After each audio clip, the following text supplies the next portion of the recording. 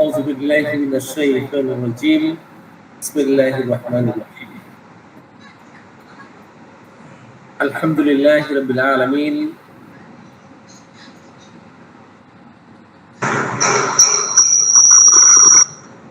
والعاقبة للمتقين الصلاة والسلام على رسوله وعلى آله وأصحابه أجمعين আল্লাহ রাব্বুল আলামিনের অশেষ মেহেরবানিতে হোমিওপ্যাথিক ডক্টরস পয়েন্ট কর্তৃক আয়োজিত প্রাত্যহিক ক্লাসের ধারাবাহিকতায় আজকের উন্মুক্ত ক্লাস। এই উন্মুক্ত ক্লাসের আলোচ্য বিষয় summer season fever and homeopathic treatment part 1। তো এই আলোচ্য বিষয়ের উপরে আলোচনা করার জন্য যে আল্লাহ সুবহানাহু ওয়া তাআলা আমাকে আপনাদের সাথে যুক্ত হওয়ার তৌফিক দান করেছেন, সেই মহান রাজা রাজ মহান আল্লাহ রাব্বুল আলামিনের নিকট শুকরিয়া আদায় করি। সকলে বলি আলহামদুলিল্লাহ। সাথে সাথে স্মরণ করি মানবতার মুক্তির দিশারি সাল্লাল্লাহু আলাইহি ওয়াসাল্লামকে এবং স্মরণ করি মুতাসাম্মিল হানিমানকে ও আজকে যারা উন্মুক্ত ক্লাসে যুক্ত হয়েছেন সকলকে রাতের শুভেচ্ছা জানাই এবং সেই সাথে হৃদয়ের গভীর থেকে সালাম জানাই। আসসালামু আলাইকুম ওয়া রাহমাতুল্লাহ। আপনারা সকলে কেমন আছেন? ওয়ালাইকুম আসসালাম ওয়া রাহমাতুল্লাহ। স্যার ভালো আছি স্যার। আমি কি আলহামদুলিল্লাহ ভালো আছেন আপনি? জি আলহামদুলিল্লাহ ভালো আছি। এমন একটি টপিক নিয়ে আমরা হাজির হয়েছি, সারা বাংলাদেশ সে দেখেন এমন কোন ফ্যামিলি নাই যে দু একজন জ্বরে আক্রান্ত হচ্ছে না। বিশেষ করে শিশুদের ক্ষেত্রে আমরা দেখছি যে এই যে প্রখর রোদ, তীব্র প্রখর রোদে এই সমস্ত শিশুরা আক্রান্ত হচ্ছে, যার ফলে আমরা যুগোপযোগী সময় যে সমস্ত ডিজিজ দেখা দেয়, যখন যে সময়ে যে ডিজিজ দেখা দেয় সেই সময়ের প্রেক্ষিতে আমরা সেই সমস্ত মেডিসিন নিয়ে যখন আলোচনা করব, তখন আমরা যারা হোমিওপ্যাথিক চিকিৎসা দেই তখন এদের ক্ষেত্রে কিছু না কিছু উপকার আসবে। তো আমরা কথা না বাড়িয়ে চলে যাই। আসলে এখানে প্রায় 19টির মতো মেডিসিন আছে। কতগুলো মেডিসিন আছে? 19টির মতো মেডিসিন আছে। ফেভার, সামার, হট সিজন, কতগুলো মেডিসিন? 19টা মেডিসিন। প্রয়োজনে আমরা আরেকটি পর্বে কিছু মেডিসিন আলোচনা করব। আজকে পলিক্রেস্ট যে সমস্ত মেডিসিন, এই পলিক্রেস্ট মেডিসিন নিয়ে কথা বলবো। এরপরে বাকি যেগুলো থাকে আরেকটা পর্বে এসে এগুলো আলোচনা করে শেষ করবো ইনশাআল্লাহ। তো এখানে আপনারা এক নজর দেখে নেবেন যে আর্সেনিক থেকে একেবারে ভেরেটাম এল পর্যন্ত ফার্স্ট গ্রেড মেডিসিন নাই, সেকেন্ড গ্রেড মেডিসিন অনলি 9টি এবং থার্ড গ্রেড মেডিসিন 10টি। এই 19টি মেডিসিন মোটামুটি আপনারা রপ্ত করতে পারলে দেখবেন এই সিজনে আপনার জ্বরের রোগী নিয়ে মনে হয় একটুও বেগ পাওয়াতে হবে না। তো আমরা সেদিকে চলে যাই। তো আর্সেনিক অ্যালব কিন্তু জ্বরের জন্য খুবই চমৎকার কার্যকরী একটি মেডিসিন, খুবই চমৎকার কার্যকরী একটি মেডিসিন। বিশেষ করে জ্বর অবস্থায় তাদের কি ধরনের মানসিক লক্ষণ পরিলক্ষিত হয়? প্রচন্ড অস্থিরতা, ছটফটানি, মৃত্যু ভয় এবং সেই সাথে দিনক্ষণ সময় কিন্তু মৃত্যুর দিনক্ষণ সময় বলে দেয় না, অনির্দিষ্ট সময়ের কথা বলে যে কোনো সময় সে মৃত্যুবরণ করতে পারে। এই ভয় তার মধ্যে কিন্তু প্রবল আকার ধারণ করে। আর জ্বর অবস্থায় তার ঠোঁট, তার জীব, যখন কোনো মানুষের মৃত্যুর ভয় তার মনে জাগ্রত থাকে, মৃত্যু ভয় যে কিছু সময় পরেই তার মৃত্যুবরণ করতে হবে, এই ভয় যখন কোন মানুষের ফিক্সড আইডিয়া হয়ে যায়, তখন কিন্তু দেখবেন সে তার উৎকণ্ঠা, দুশ্চিন্তা, উদ্বিগ্নতা, ছটফটানি, এক জায়গায় স্থির না থাকতে পারা এবং সে নিশ্চিত মারা যাবে। আর এই মারা যাওয়ার ফিক্সড আইডিয়া যখন তার তৈরি হবে, তখন কিন্তু প্রবল পিপাসা দেখা দিবে। এত প্রবল পিপাসা দেখা দিবে যে ওই মুহূর্তে মনে হয় যে সে ঘটি ঘটি পানি পান করতে পারবে, কিন্তু ঘটি ঘটি পানি পান করতে পারে না, খুব অল্প পরিমাণে পানি পান করে। তার কাছে মনে হয় যে অনেক পানি সে পানি খেয়ে ফেলতে পারবে, পান করতে পারবে, কিন্তু মূলত সে একেবারে অল্প অল্প করে পানি পান করে, এক চুমুক দুই চুমুক নেই। কিন্তু ঠান্ডা পানি খায়, যদিও সে ঠান্ডা পানিও চাই, গরমও চাই, ঠান্ডা খাইলে তার কষ্ট যন্ত্রণা আরো বেড়ে যায়, কিন্তু গরম পানি পান করলে সে একটু কমফোর্ট ফিল করতে থাকে এবং 5 মিনিট পর পর 10 মিনিট পর পর সে পানি পান করতেছে। এমত অবস্থায় আমরা আর্সেনিককে আমরা চিন্তা করব। এখন আর্সেনিকের অধিকাংশ পেশেন্টদের আমরা দেখেছি তাদের যে জ্বরটা, এটা দ্বিপ্রহর এবং রাত প্রহরে দেখা দেয়। কখন দেখা দেয়? 12টা থেকে 12:30 অথবা 1টার মধ্যে। আবার রাত 12টা থেকে 12:30 1টার মধ্যে দেখা দেয়। কিন্তু অন্য সময় কি দেখা দেয় না? অন্য সময়ও দেখা দেয়। যদি আর্সেনিকের রোগীদের আফটারনুনে, আমরা আসলে অনেক সময় ইন্টারন্যাশনাল টাইমটা জানি না, তো 24 ঘন্টা 24 আওয়ার্সকে আমরা যদি রেপার্টরির যে সময় দেওয়া আছে এখানে 24 আওয়ার্সকে আমরা ভাগ, যে রাত কখন থেকে কোন সময় পর্যন্ত, সকাল কখন থেকে কখন পর্যন্ত, এটা আমাদের ধারণাই থাকা দরকার। সকাল 6টা থেকে 9টা পর্যন্ত মর্নিং, 9টা থেকে 12টা পর্যন্ত ফরনুন, 12টা থেকে 1টা পর্যন্ত নুন, 1টা থেকে 6টা পর্যন্ত আফটারনুন। তাহলে এখানে যদি কোনো পেশেন্টের 3টায় জ্বর আসে, অর্থাৎ এখানে ইন জেনারেল কথা বলা আছে যে ফেভার আফটারনুন, অথবা লেখা আছে ফেভার মর্নিং, সিলিনেস উইথ, শীত সহ সকালে যদি জ্বর আসে, এই ক্ষেত্রেও কিন্তু আর্সেনিক ফার্স্ট এড মেডিসিন। তাহলে কোন সময় জ্বর আসছে রোগীর, এটা খুব ইম্পর্টেন্ট। এবং জ্বর অবস্থায় রোগীর মানসিক লক্ষণ, তার চারিত্রিক লক্ষণ, তার শারীরিক লক্ষণ কেমন, সেটা ইম্পর্টেন্ট। তাহলে আফটারনুনে জ্বর আসলেও কিন্তু আমরা, অর্থাৎ 1টা থেকে 6টার মধ্যে জ্বর আসলে আর্সেনিককে চিন্তা করতে পারি। এখন ইন্টারন্যাশনাল টাইমের কথা বলতেছিলাম, 24 আওয়ার্সের কথা বলতেছিলাম। তাহলে সকাল 6টা থেকে 9টা মর্নিং, 9টা থেকে 12টা ফরনুন, 12টা থেকে 1টা নুন, 1টা থেকে 6টা আফটারনুন, 6টা থেকে রাত 10টা evening.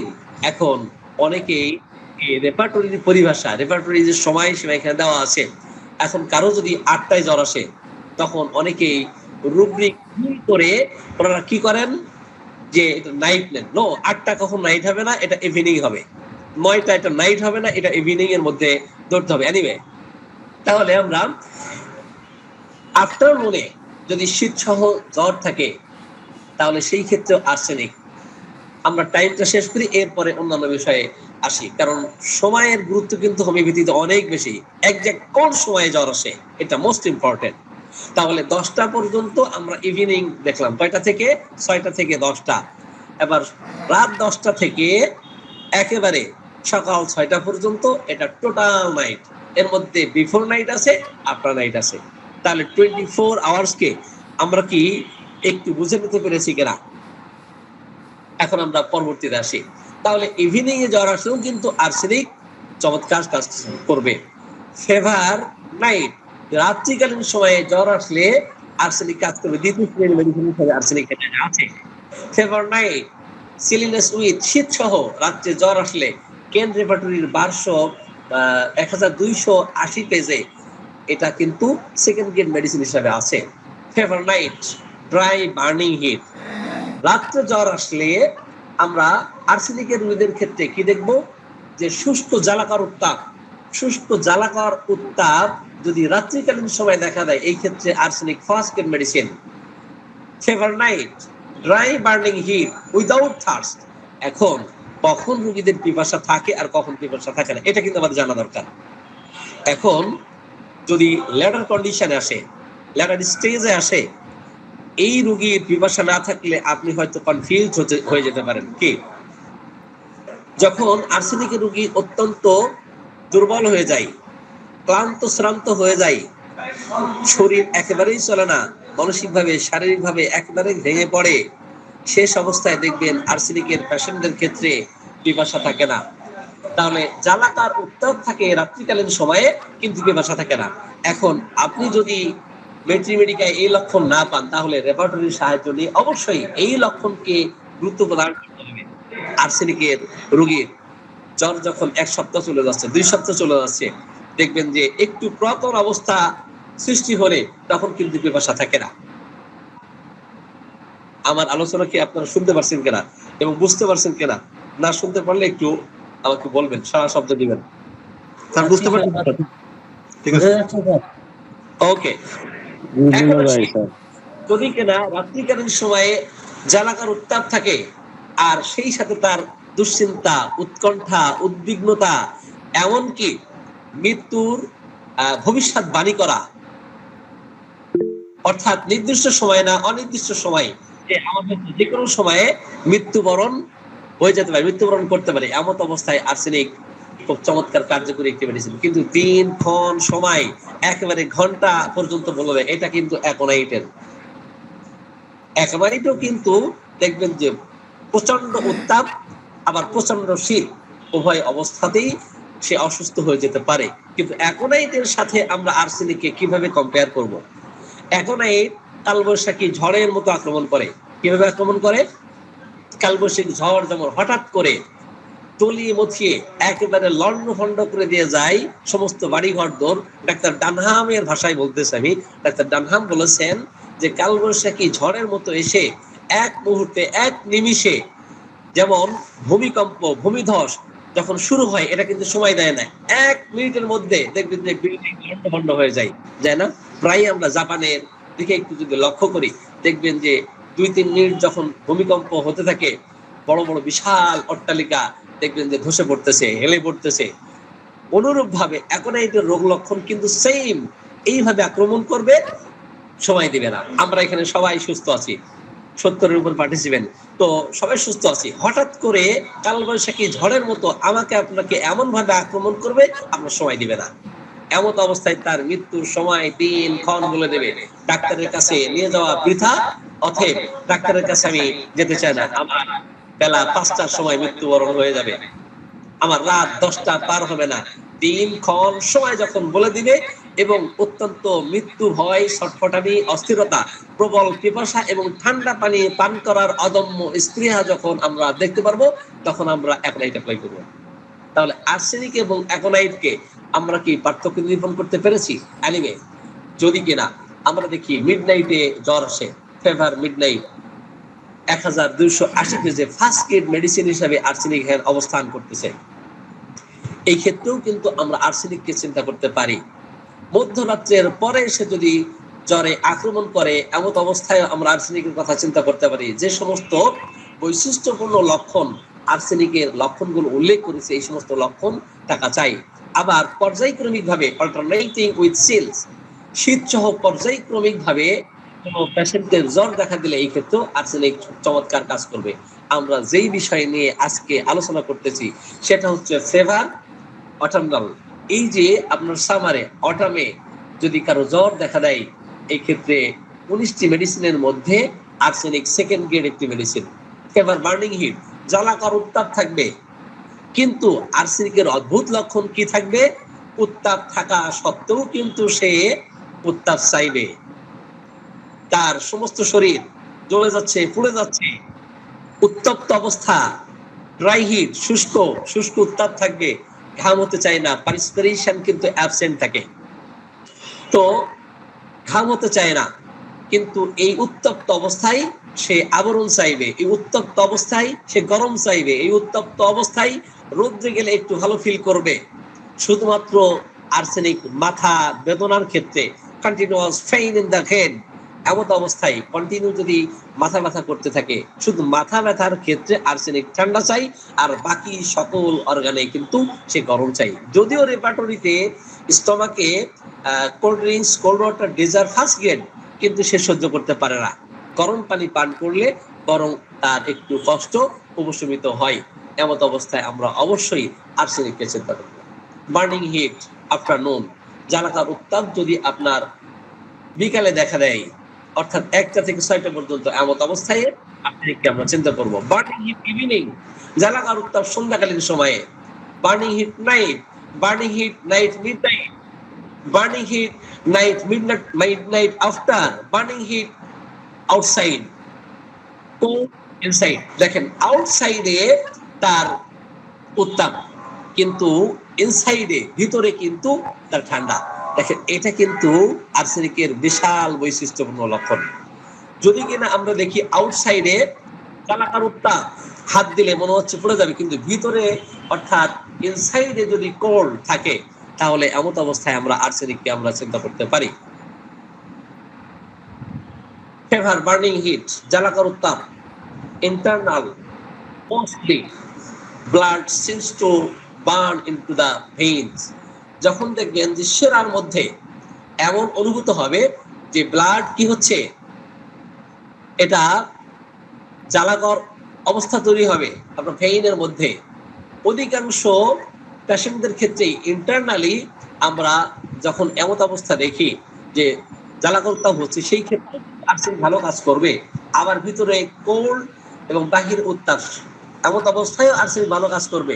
Burning hit, thirst with আনকোয়েন্সেবল, অদম্য পিপাসা সহ, অতিরিক্ত পিপাসা সহ যদি জ্বালাকর উত্তাপ থাকে এমন অবস্থায় আর্সেনিককে আমরা চিন্তা করব। কিন্তু জ্বালাকর উত্তাপ এবং অদম্য পিপাসা,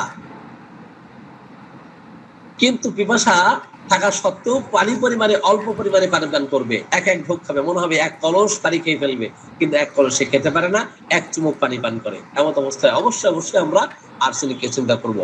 ক্যাথেড্রাল ফিভার, সর্দি জ্বরের ক্ষেত্রে আর্সেনিক খুব চমৎকার কাজ করবে। চিল অ্যাবসেন্ট, যদি আপনার শীত ছাড়া, ফেভার উইদাউট চিল, যদি শীত ছাড়া কারো জ্বর দেখা দেয় এমন অবস্থায়ও arsenic first aid medicine. Chill absent afternoon, বৈকালে যদি শীত না থাকে এমন অবস্থায় arsenic first aid medicine. Chill absent afternoon 1 PM to 2 PM, তাহলে 1টা থেকে 2টার মধ্যে অর্থাৎ বিকাল 1টা থেকে 2টা বিকালে যদি শীত না থাকে এমন অবস্থায় আর্সেনিক ফার্স্ট এড। চিল অ্যাবসেন্ট নাইট, যদি রাত্রিকালীন সময়ে শীত না থাকে এমন অবস্থায়ও আর্সেনিক ফার্স্ট এড। চিল অ্যাবসেন্ট নাইট, মিডনাইট, মধ্যরাতে যদি শীত না থাকে এমন অবস্থায় ফার্স্ট এড। আপনারা একটু অ্যাট এ গ্লান্স একটু চোখ গোলাই নেবেন। আমরা নেক্সটে আসি। তাহলে 1টা থেকে 2টা পর্যন্ত যদি অ্যান্টিমেরিডিয়ানে হয়, দ্বিপ্রহর এবং রাত প্রহরের কথা বলেছি, 12:30 থেকে 1টা অথবা 1টা থেকে 2টা, মধ্যরাত্রে অথবা দ্বিপ্রহরে যদি তার জ্বর থাকে এবং সেই সাথে তার মানে শীত না থাকে এমন অবস্থায় আর্সেনিক ফার্স্ট এড মেডিসিন। যখন আমরা শীত সহ জ্বর দেখা দিবে কোনো পেশেন্টের, সেই ক্ষেত্রে সেকেন্ড গ্রেড হিসাবে কিন্তু আর্সেনিক চমৎকার কাজ করতে। সম্মানিত হোমিওপ্যাথিক চিকিৎসক বৃন্দ, তাহলে এই সামার সিজনে, হট সিজনে, অটামে আমরা আর্সেনিক কেন অ্যাপ্লাই, ব্রায়োনে কেন অ্যাপ্লাই করবো, বেলোডোনা কেন অ্যাপ্লাই করবো, প্রত্যেকটা মেডিসিনকে যদি আমরা ইন্ডিভিজুয়ালি এটা কি পার্থক্য করতে পারি তাহলে কিন্তু আমাদের সামনে যে কোনো পেশেন্ট আসলেই আমরা তাদেরকে চিকিৎসা দিতে পারি। কন্টিনিউড ফিভার, আবার দেখবেন যে কন্টিনিউ জ্বর আছে কিন্তু সেটা মধ্যরাত্রির সময়, দেখবেন 1 সপ্তাহ পর, 1 মাস পর, 15 দিন পর, নির্দিষ্ট সময় অন্তর যদি জ্বর দেখা দেয় এমন অবস্থায়, অথবা নির্দিষ্ট সময় এমনও হতে পারে প্রতি বছর তার জ্বর আসে, এমন অবস্থায় কিন্তু আর্সেনিক খুব চমৎকার কাজ করবে। Continued fever, night, midnight after, মধ্যরাত্রের পর যদি কেনা জ্বর আসতে দেখি আমরা, সেই ক্ষেত্রে আর্সেনিক। আমি গতদিনের একজন রোগীর এক্সপিরিয়েন্স শেয়ার করব। আমাদের মোল্লা মামুন ভাই আমার চেম্বারে ছিলেন। মোল্লা মামুন ভাই আছেন নাকি? তো এই বাচ্চাটা 8 মাস ধরে জ্বর। কয় মাস ধরে জ্বর? 8 মাস ধরে জ্বর। 8 মাস জ্বর, মনে হয় প্যাথোলজিক্যাল পরীক্ষা নিরীক্ষা কমপক্ষে 15 থেকে 20,000 টাকার করিয়েছেন। ঢাকা, খুলনা, যশোর কোথাও এই বাচ্চাকে জ্বর ভালো করতে পারতেছে না। সর্বশেষ উনি বেনাপোলের থেকে একজনের রেফারেন্স উনি আসছেন, তার সাথে টোটাল হিস্ট্রি নিলাম। হিস্ট্রি নেওয়ার পরে জানতে পারলাম এই বাচ্চার শরীরে এক ধরনের স্কিন ইরাপশন দেখা দিয়েছিল, উদ্ভেদ দেখা দিয়েছিল। কিন্তু এই ইরাপশন হওয়ার আগে তার ঠান্ডা, কাশি, জ্বর কিছুই ছিল না। কিন্তু এই ইরাপশন, স্কিন ইরাপশন দেখা দেওয়ার পরে তার কি হলো, ওটা সাপ্রেসড হলো। তথাকথিত আরোগ্যের নামে এক্সটার্নালি এক ধরনের অয়েন্টমেন্ট দেওয়া হলো, লোশন দেওয়া হলো এবং কিছু খাওয়ার ওষুধ দেওয়া হলো। এতে করে স্কিন এরাপশন চলে গেল ঠিকই, কয়েকদিন পরে তার জ্বর দেখা দিল। আস্তে আস্তে এই জ্বর আর ভালো হয় না। পরীক্ষা নিরীক্ষা করে ধরা পড়েছে ব্রঙ্কো নিউমোনিয়া। তো ব্রঙ্কো নিউমোনিয়া এবং সেই সাথে প্রায়ই জ্বর থাকা, এটা কিন্তু হিস্ট্রি পেয়েছি আমরা স্কিন এরাপশন সাবপ্রেসড হওয়ার হিস্ট্রি। এতে করে আমি অনেক হিস্ট্রি নেওয়ার পরে আমি সালফারের চিত্র পেয়েছি। সালফার দেওয়ার পরে আমি বলে দিয়েছি যে পূর্বের যে জ্বর, এই পূর্বের জ্বর আবার ফিরে আসবে এবং স্কিন এরাপশন দেখা দিবে। তারপরে স্কিন এরাপশন দেখা দিলে আপনারা কোনো রকম কোনো তো ওষুধ দেওয়ার কয়েক ঘন্টা পরেই জ্বর তীব্র আকার ধারণ করছে, 103-4 উঠে গেছে। তো ওনারা আমাকে না জানিয়েই কিন্তু সাপোজিটরি অ্যাপ্লাই করছে, সাপোজিটরি দিয়েছেন। তো পরের দিন বললেন যে স্যার আমরা একটা ভুল করে ফেলেছি। কি ভুল? যে আমার ওয়াইফ, আসলে মায়ের মন তো অত্যন্ত সফট, যে বাচ্চার যখন জ্বর হয় তখন দেখবেন কিসে ভালো হবে, কিভাবে ভালো হবে, কোন চিকিৎসা নিলে দ্রুত জ্বর কমবে, কিন্তু জ্বর কমাতে গিয়ে কিন্তু উল্টা রিয়াকশন হয়। এনিওয়ে, তো 103-4 জ্বর হয়ে যাচ্ছে, অনেকেই ধৈর্য ধারণ করতে পারেন না। তো ওই বাচ্চার মাও কি করলেন, সাপোজিটরি এনে বাস জ্বর কমাই ফেললেন। কমার পরে আমি বললাম যে আপনি চরম ভুল করেছেন, কারণ মেডিসিনাল অ্যাগ্রাভেশন কখনো কোনো মেডিসিন দিয়ে, সেটা হোমিওপ্যাথিক হোক, অ্যালোপ্যাথিক হোক অথবা অন্য কোনো চিকিৎসা হোক, এটা দিলে তখন ওই রোগী আরোগ্যের ধারা থেকে কিন্তু লাইনচ্যুত হয়ে যায়, যার ফলে ওই রোগীকে আরোগ্য করাও কঠিন হয়ে যায়। যাই হোক, ওনাকে বলে দিয়েছি জ্বর যদি আবারও বাড়ে তাহলে আপনি আর কোনো রকম কোনো মেডিসিন না দিয়ে আমাদের ফোন দিবেন। যাই হোক, তো ওষুধ দেওয়ার পরে আবারও পরের দিন রাতে জ্বর আসছে, কিন্তু অল্প ছিল। আস্তে আস্তে আস্তে এখন মোটামুটি বাচ্চারা জ্বর নাই, আলহামদুলিল্লাহ ভালো। সালফারি যেহেতু দূরের রোগী, আমি একদম সরিনামও দিয়েছি। হ্যাঁ, সরিনাম অ্যাপ্লাই করবে না, কিন্তু সরিনাম হাতে রেখে দিবে, যেহেতু অনেক দূরের পেশেন্ট। কারণ সালফার কিন্তু অ্যাকিউটের শেষ অবস্থায় আপনার সালফার খুব ভালো কাজ করে। আর এটা আসলে অনেকেই ভেবে থাকবেন বা চিন্তা করে থাকবেন এটা ক্রনিক হয়ে গেছে।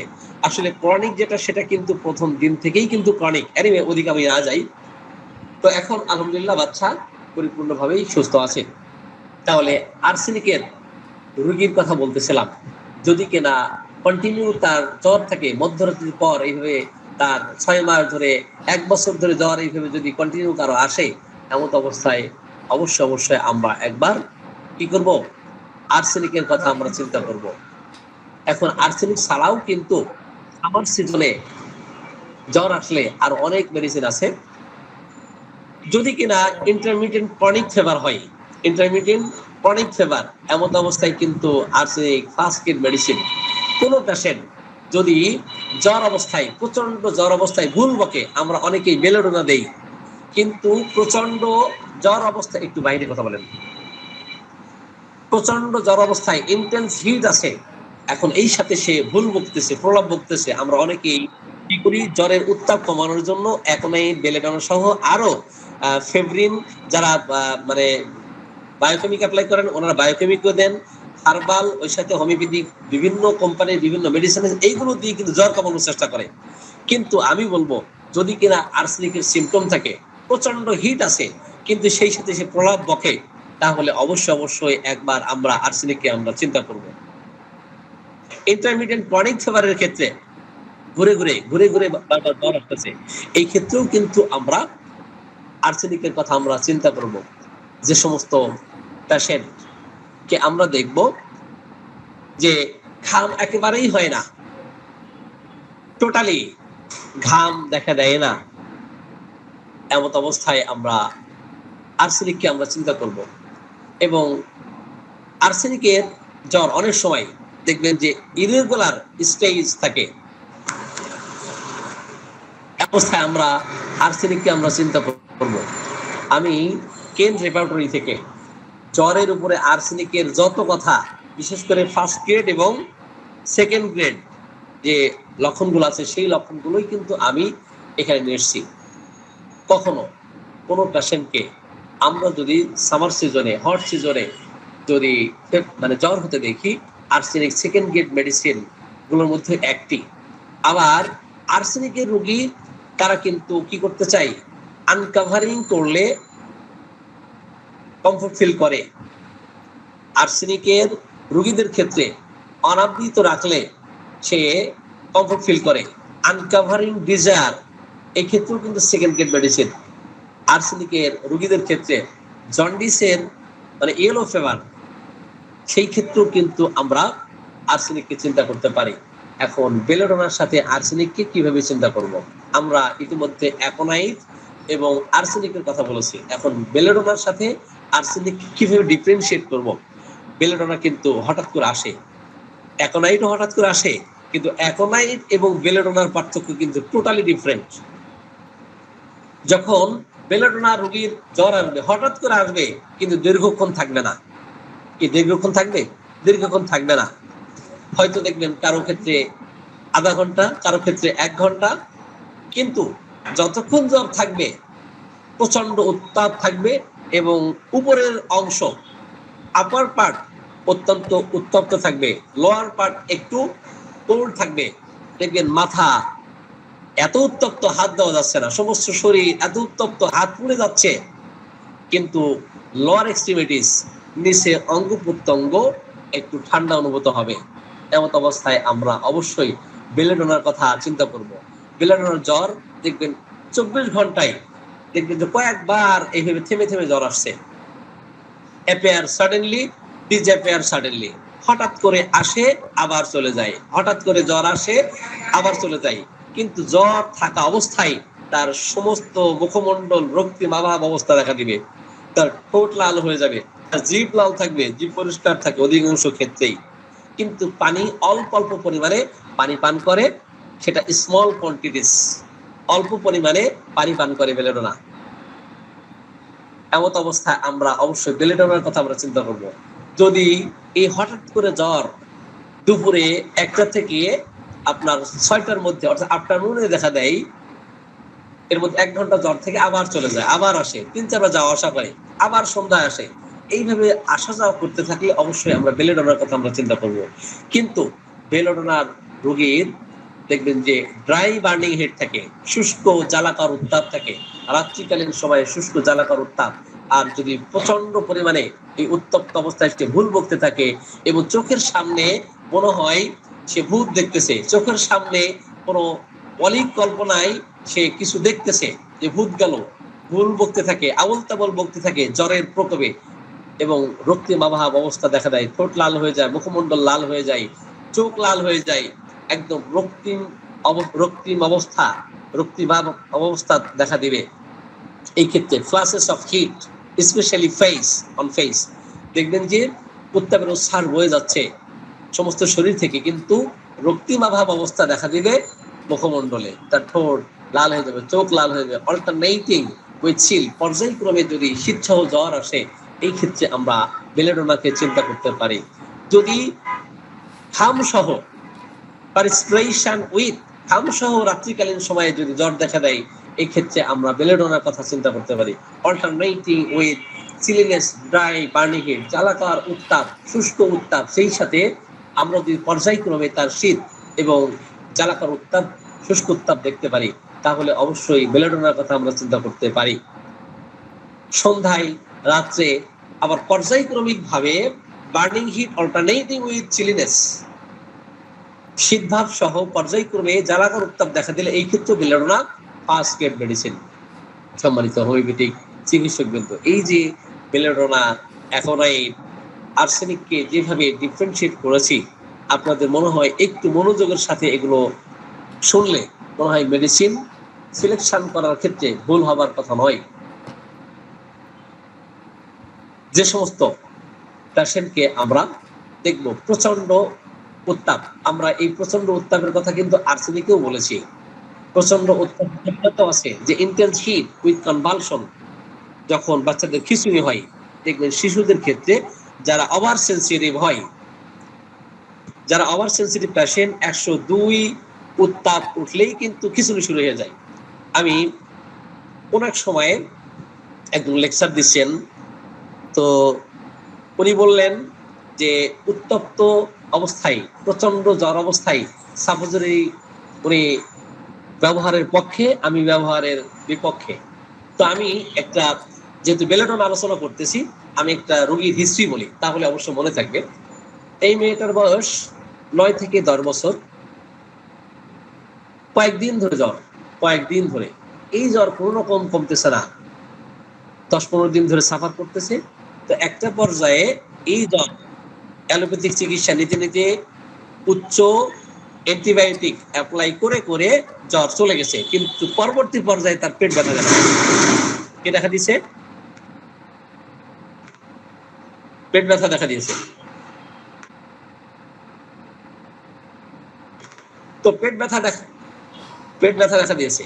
তো পেট ব্যথা দেখা দেওয়ার পরে এই পেট ব্যথা আর কোন রকম কমে না, কমতেছে না, কোন রকম কমতেছে না। সর্বশেষ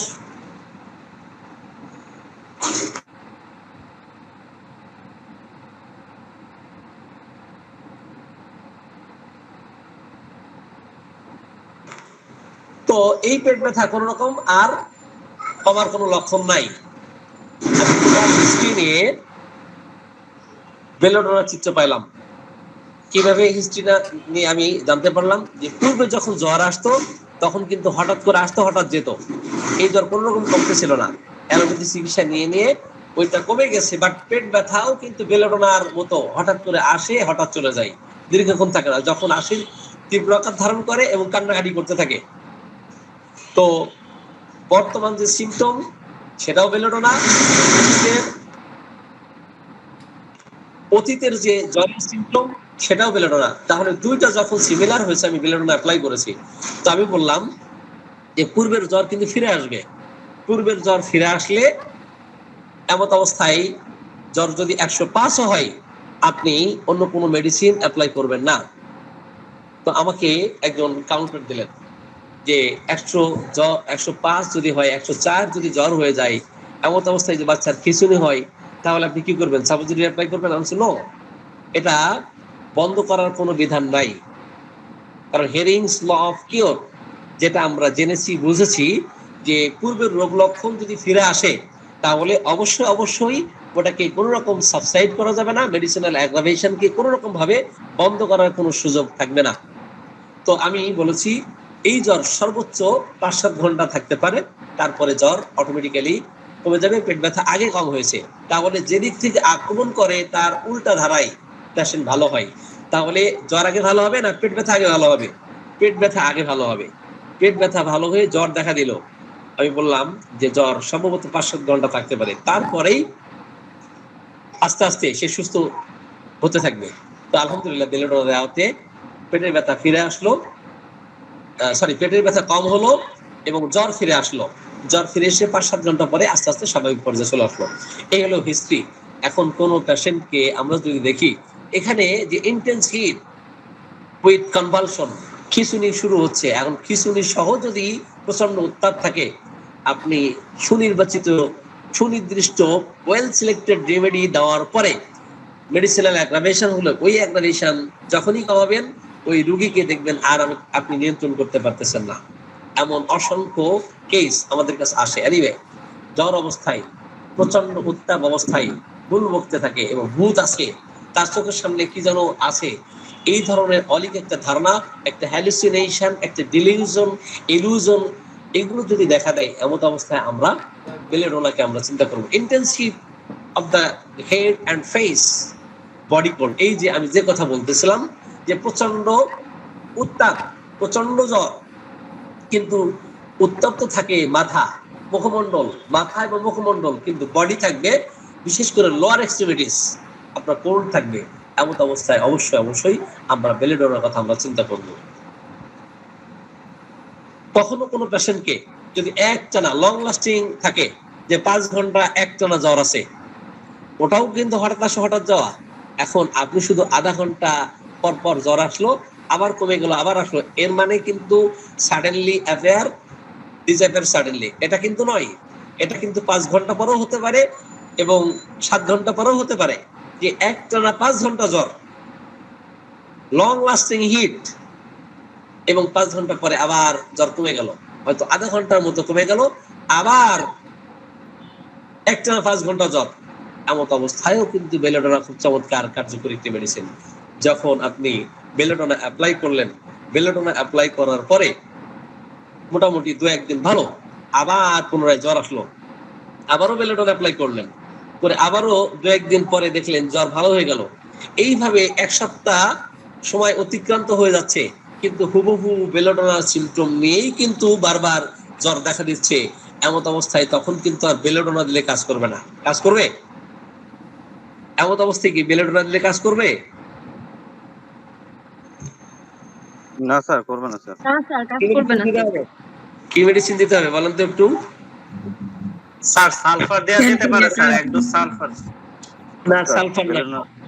না, স্যার ক্যালকেরিয়া কাজ। বেলেডোনার হুবহু লক্ষণ নিয়ে আসে। এমত অবস্থায় বেলেডোনার ক্রনিক হচ্ছে ক্যালকেরিয়া কার্ড। বেলেডোনার ক্রনিক মেডিসিন কি? Calcarea card. মনে থাকবে? একটু নোট করে রেখে আপনারা। এমত অবস্থায় আমরা ক্যালকেরিয়া কার্ডকে আমরা চিন্তা করবো। সিসি তাহলে বেলেডোনা রোগীর ক্ষেত্রেও কিন্তু শুষ্ক উত্তাপ থাকে, ঘাম হতে চায় না, পারস্পিরেশন অ্যাবসেন্ট, আবার ঘাম সহ রাতে জ্বর দেখা দিতে পারে, সেই ক্ষেত্রেও কিন্তু বেলেডোনা হতে পারে। রিমিটেন্ট ফিভার বলেন, ইন্টারমিডিয়েন্ট ফিভার বলেন, এমত অবস্থায়ও বেলেডোনা চমৎকার কাজ করতে পারে। সেপটিক ফিভার হলেও আমরা বেলেডোনাকে আমরা চিন্তা করতে পারি।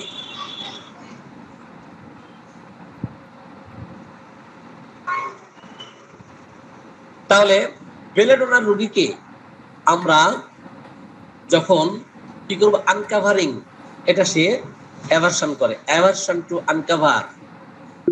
সে তাকে মানে খোলা রাখলে এটা বিরক্তি ফিল করে, বরং সে ঢাকা চাই। কি চাই? আনকাভারিং যখন থাকে, শরীরটা খোলা থাকে, পোশাক আশাক থাকে না, তখন তার শীত করে জ্বর আসে।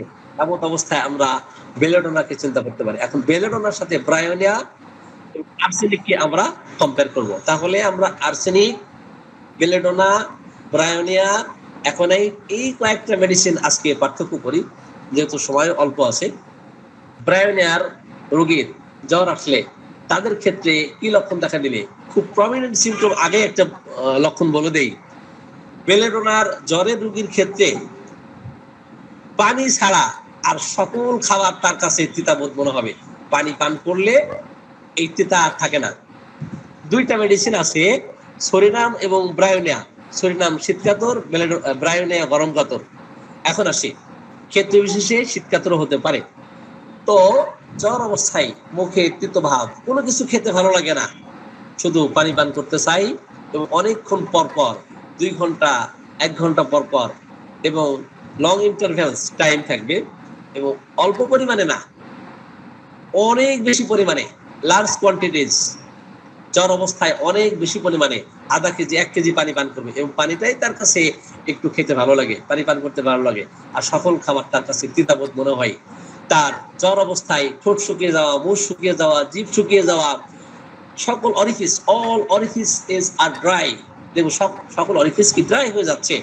এত পানি পান করার পরেও কিন্তু তার ঠোঁট শুকিয়ে যায়, এবং পায়খানা যখন হয় দেখবেন মোটা আকারে হতে থাকে, এবং ঝামার মতো পায়খানা হতে থাকে। এত বেশি মোটা আকারে মনে হচ্ছে এই পায়খানাকে পুড়িয়ে দেওয়া হয়েছে, ইটের মতো। যেমন ইট পোড়াতে পোড়াতে ঝামা হয়ে যায়, অনুরূপ ভাবে ব্রায়োনিয়া রোগীদের ক্ষেত্রেও কিন্তু এই মলটা ঝামার মতো হয়ে যায়। এমত অবস্থায় আমরা ব্রায়োনিয়ার কথা চিন্তা করব।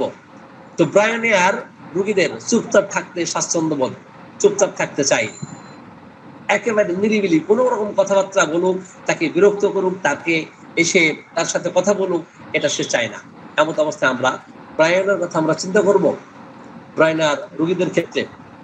তাহলে এই সমস্ত লক্ষণ পাইলেই আমরা ব্রায়োনিয়াকে চিন্তা করবো। ব্রায়োনিয়া রোগী কন্টিনিউ থাকে, এবং দেখবেন যে তার জ্বরটাও কিন্তু ধীরে ধীরে ধীরে ধীরে এইভাবে আসতেছে, তার রোগও ধীরে ধীরে যায়। টাইফয়েড বলেন, টাইফাস বলেন।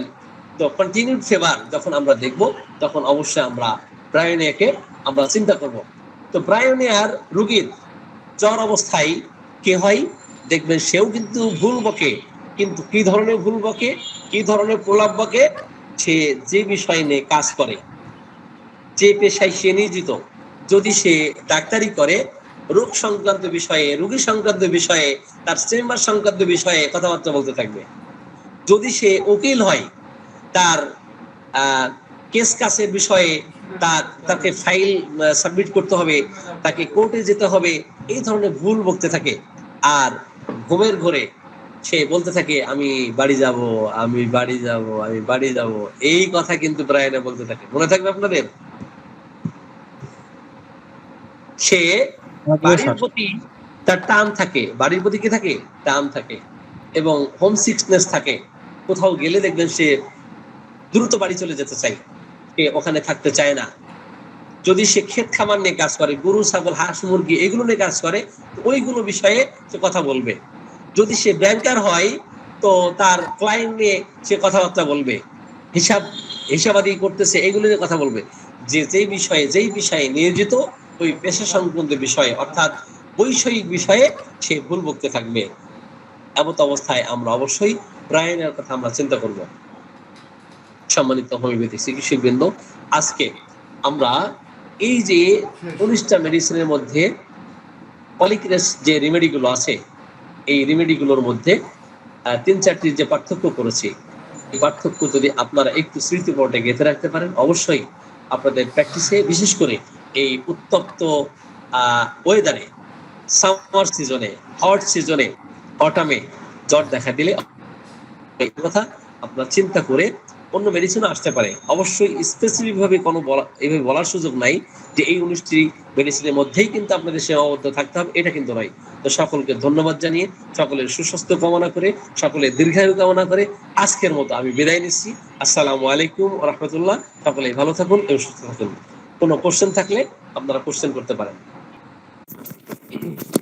ওয়ালাইকুম আসসালাম ওয়া রাহমাতুল্লাহ। জি স্যার, একটু যখন আপনি বলতেছিলেন যে বেলোডোনার ক্রনিক হচ্ছে ক্যালকেরিয়া কার্ভ, ওই সময় একটু নেটওয়ার্কের প্রবলেমের কারণে আমি পুরোটা বুঝতে পারিনি। এটা প্রয়োগ ক্ষেত্রটা কখন, ওই পার্টিকুলার কেসে আপনি যদি একবার একটু রিপিট করেন। জি, আসলে প্রয়োগ পদ্ধতি যেটা, ওষুধের প্রয়োগ পদ্ধতি, এটা কিন্তু অনেক বেশি জ্বর থাকলে ওই উত্তপ্ত অবস্থায়, প্রচন্ড জ্বর অবস্থায় ওষুধ প্রয়োগ না করে একটু যখন কম থাকবে তখন ওষুধ প্রয়োগ করা, এটা একটা বিষয়। আর আরেকটা হচ্ছে বেলোডোনার ক্রনিক মেডিসিন ক্যালকেরিয়া কার্ভ। তো বেলোডোনার ক্রনিক ক্যালকেরিয়া কার্ভ যদি হুবহু বেলোডোনার সিমটম নিয়ে আসে, হুবহু বেলোডোনা সিমটম, বেলোডোনা অ্যাপ্লাই করতেছেন, পাওয়ার সেন্স করতেছেন, এই ক্ষেত্রে কাজ হচ্ছে না।